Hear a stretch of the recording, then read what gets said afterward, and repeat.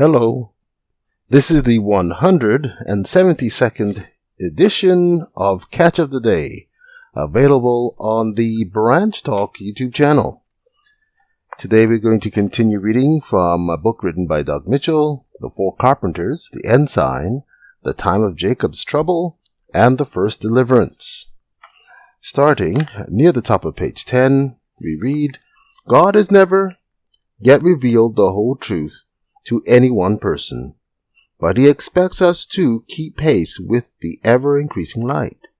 And though each advancing truth, at first dawning, seem more or less hazy as to its real essence and magnitude, we shall see it more and more in its true character the nearer we come to it.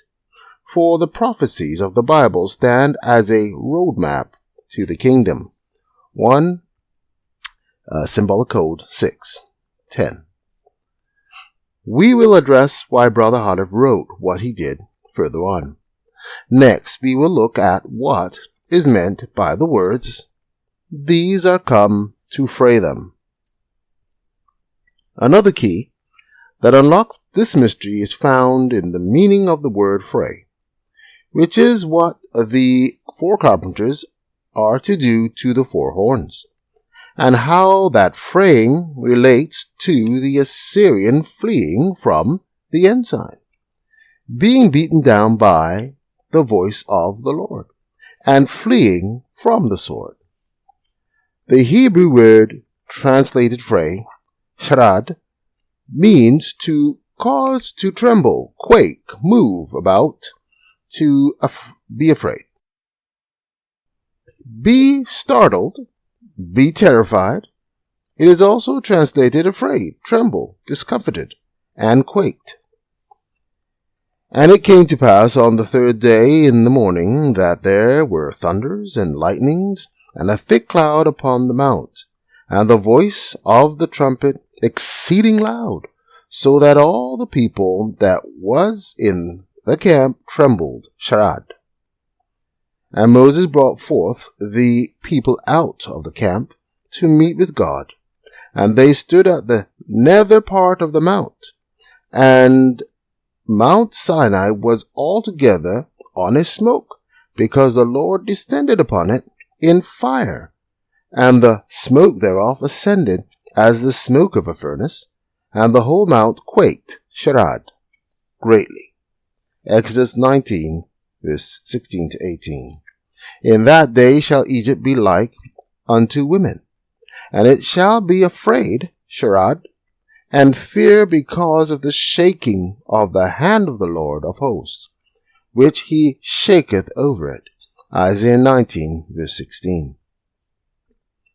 Then shall the Assyrian fall by the sword, not of a mighty man, and the sword not of a mean man, shall devour him. But he shall flee from the sword, and his young men shall be discomfited. Sharad. Isaiah 31:8. Isaiah 31:9. And he, the Assyrian, shall pass over to his stronghold for fear, and his princes shall be afraid of the Ensign, saith the Lord, whose fire is in Zion, and his furnace in Jerusalem. At the time God's purifying fire is in Zion, and his purifying furnace is in Jerusalem, the Assyrian will pass over to his stronghold for fear, and his princes shall be afraid of the Ensign. 13, Symbolic Code 1, 2, 29, and 30.